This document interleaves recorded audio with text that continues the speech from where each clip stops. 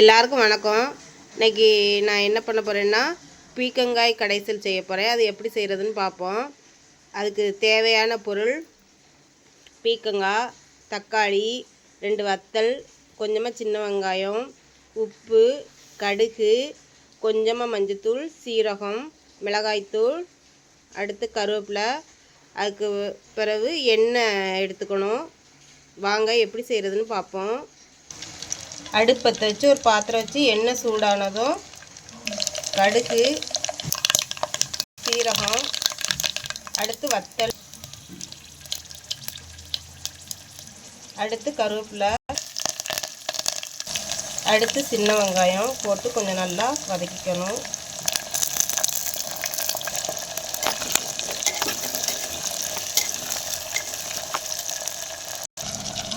வெங்காயம் நல்லா வதங்கின உடனே தக்காளி பழம் போட்டு நல்லா வதக்கிக்கணும்.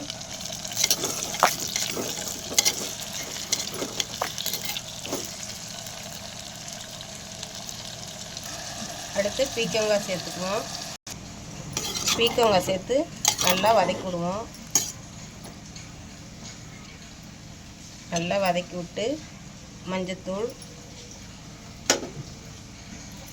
காரத்துக்கு தேவையான அளவு மிளகாய்த்தூள்,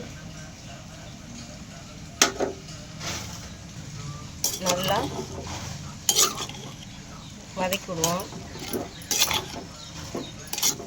நல்லா வதக்கி ஒரு மூடி வச்சு ஒரு 2 நிமிஷம் கொஞ்சம் நல்லா வேகட்டும். தேவையான அளவு உப்பு சேர்த்து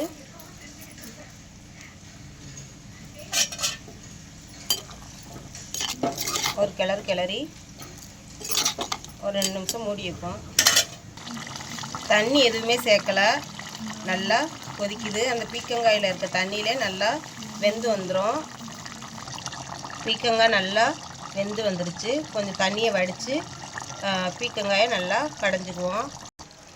தண்ணியை வடித்தாச்சு, கடைஞ்சிக்கலாம். பீக்கங்காயை கடைஞ்சாச்சு. அடுத்து கொஞ்சமாக தேங்காய் பூ தூவிக்குவோம். அடுத்து வடித்து வச்சுருக்க தண்ணியை சேர்த்துக்குவோம். நல்லா கலந்து விட்டாச்சு.